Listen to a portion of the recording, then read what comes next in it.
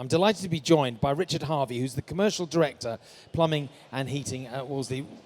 Good afternoon. Good afternoon, though. How are you? I'm very well. Really enjoying the show. Yeah, I'm going to ask you to hold that quite close so we can pick up your... That's it. It's big this year, isn't it? I mean, you've been to this before, and I know you've been involved with Wolseley, I think, for 14, 15 years or so, but this has grown. Yeah, it's amazing how the show's grown since the days at the Rico, and it's just fantastic to see it so busy and so alive.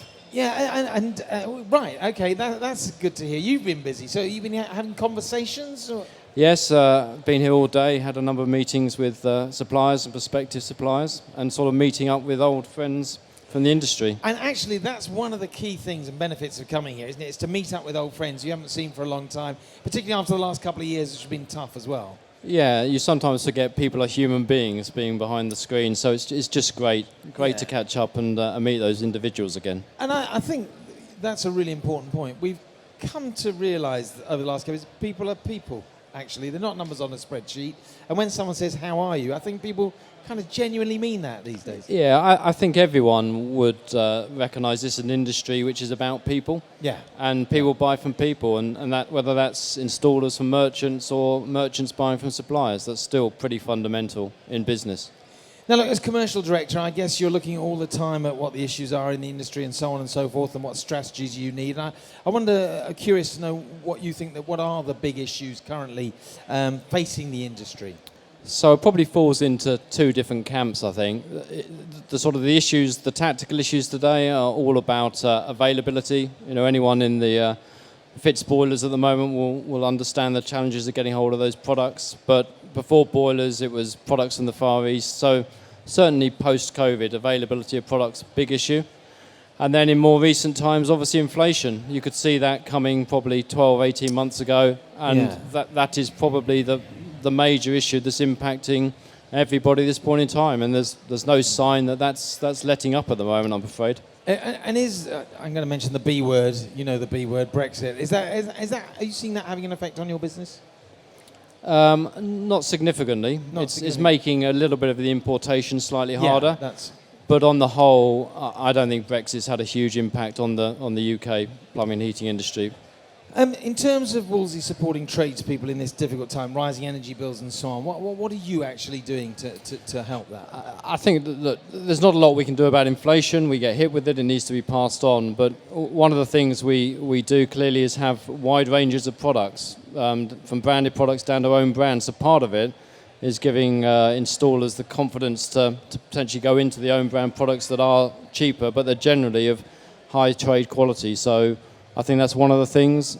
We work with various customers to try to help their customers in, say, in the social housing space with energy efficiency measures. So we're trying our best to provide information, guidance, and products that perhaps provide alternatives to those they normally look at. Renewables is a word that we hear bandied around a lot.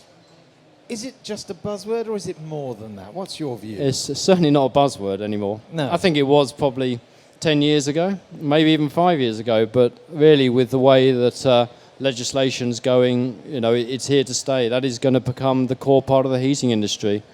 And whether you are a merchant, an end customer, installer, it's trying to understand that and work out what your role is going to be in that particular marketplace. Certainly not a buzzword. Good. I'm glad you said that. And I want to talk about low carbon technology, if I may. Have you seen a rise in installers working in low carbon technology? It's certainly been going up at a fairly rapid rate in the last 12 months or so. Varies a bit by different parts of the marketplace. So we're certainly seeing the social housing market certainly moving into renewables in a more significant way. The new build companies are now starting to look at that, probably with 2025 in mind, and starting to run test sites. And there's a steady growth in the sort of the one-off RMI market, albeit from a relatively low start. You're certainly seeing volumes go up quite significantly. But even that's been impacted by availability in the last 6 to 9 months, which has probably curtailed short-term supply. But it's on a roll, and it will keep going from our perspective. As a company, you traditionally were there 8 o'clock in the morning, 7 o'clock in the morning, outlet was open, people coming in, buying whatever it was they wanted. But you're so much more than that now in terms of the support you give to installers. And I just wanted, looking at the net zeros, that we've got coming up, how are you helping installers prepare for that? Well, I guess we recognise that a lot of the renewables are different. They do need more work up front. You do have to be more precise. So we have a design service that's available to help installers. We are providing training. There's remote training on our website, and then we work in conjunction with manufacturers to help people train. Just generally providing information and guidance. And look, an important thing that we have to do is actually train our own staff.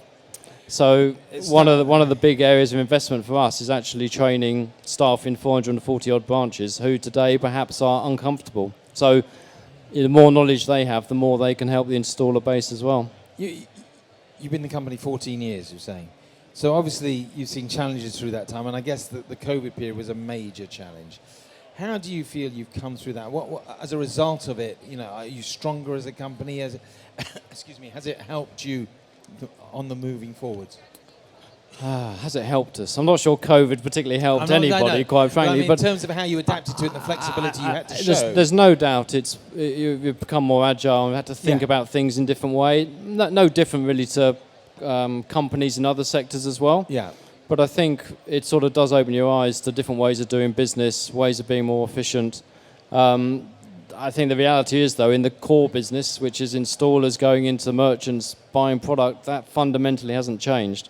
And we haven't really seen a huge switch even to online ordering. They still want those day-to-day relationships, and of course, which we talked about early on. Yeah, and of course installers were still going into properties and so on during that whole pandemic, so they were still looking to you, but you had to change the way in which you served them. We did. I mean, we're quite proud that Wolsey made the decision not to shut at any stage during COVID. Yeah. We kept our branches open even on that first day, and got a lot of good benefit out of that, partly because we realised that heating breaks down, plumbing needs repairing. Doesn't stop just for COVID. And if we were to shut, how on earth was that going to keep going? Yeah. So we did have to adapt our practices. It was difficult.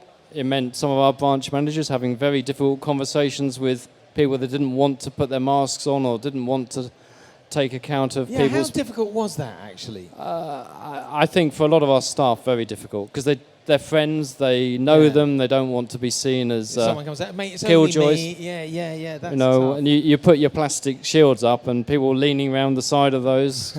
But lots of challenges, but we're very proud of our colleagues in branches and the way they've handled it. And I think we've come out pretty well from it, to be fair. I'm sure you've always been agile as a management team and so on, but I guess that agility now is even greater as such, and the learnings you take forward from that. And I think with things like that, it's really important you do learn, so that if anything, God forbid, happens again like that, you've got the systems in place to be able to cope with it.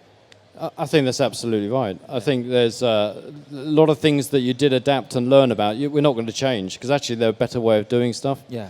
But I think having gone through those painful last couple of years, we also know how you'd cope with it going forward as well. Yeah. I hesitate to ask this question, but we haven't got a crystal ball, and had we said just before COVID, well, how do you anticipate the next 12 months? You'd have come up with the standard answer and so on and so forth. But how do you look forward in the next 12 months now? I mean, what do you see ahead, or can you not plan that far? I mean, you have to plan that far ahead.